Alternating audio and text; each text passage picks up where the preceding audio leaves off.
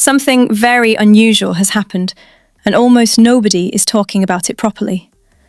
The former Duchess of York has completely vanished.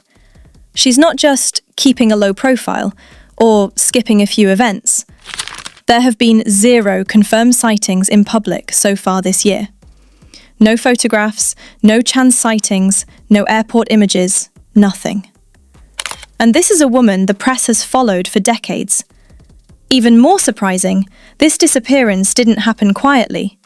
It happened right after newly released Epstein documents brought her name back into headlines, with emails that have left people asking serious questions about who she stayed close to and why.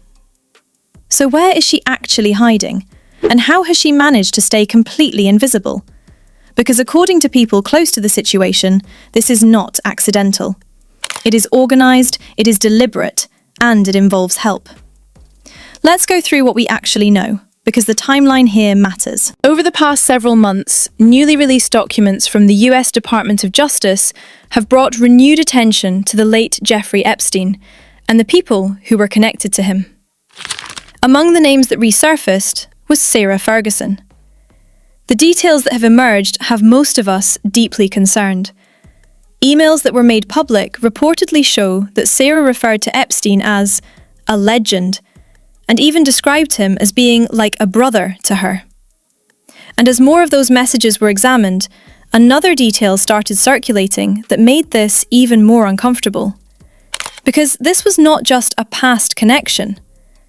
What has unsettled many people is that this friendship appeared to continue even after Epstein had already been convicted. There are also reports that she travelled to Miami with Princess Beatrice and Princess Eugenie for a lunch with him after his release from prison. Again, there is no evidence to suggest criminal involvement, but the optics, as many commentators have pointed out, are difficult to ignore. Why would anyone knowingly take their daughters for lunch with a convicted criminal, especially given the nature of his crimes? And this is where things take a turn, because once those details resurfaced, she didn't respond publicly. She didn't attend events. She didn't appear for interviews. She completely disappeared. According to multiple outlets, the former Duchess of York has not been seen in public at all this year. Not at events, not in London, not even in passing. And for someone as recognisable as she is, that is highly unusual. One columnist, Sarah Vine, went so far as to describe her as the most famous missing person in the UK. It sounds dramatic, but when you think about it, it is not far off. And here is the part that has really caught people's attention. Despite what is being described as significant effort from photographers and media outlets, she has not been captured once. Not even during what was believed to be her final departure from Royal Lodge. That is extremely rare. So the obvious question is, how is she doing this? According to those speaking to the media, there is a very practical explanation, and it adds another layer to the story. It is being said that she has been able to stay completely out of sight thanks to a network of close friends. People with the resources, the privacy, and the willingness to help her move quietly and avoid attention. One comment that stood out described it very simply, saying that someone as recognisable as Fergie does not stay hidden without some serious backup, funds and transport, and the generosity of friends. And that word, generosity, keeps coming up again and again. Because while her absence has raised questions, the people closest to her have been speaking out, and what they are saying adds a different perspective that not everyone is expecting. Friends of the former Duchess have reportedly said that her current situation is, in part, the result of her own loyalty to others. One described her as someone who never forgets a birthday, who always sends thoughtful gifts, and who remains deeply committed to the people in her life. And as those comments started circulating, another point began to emerge. That same loyalty may have influenced the relationships that are now under scrutiny. One friend was quoted as saying that her generosity is why she is in this mess.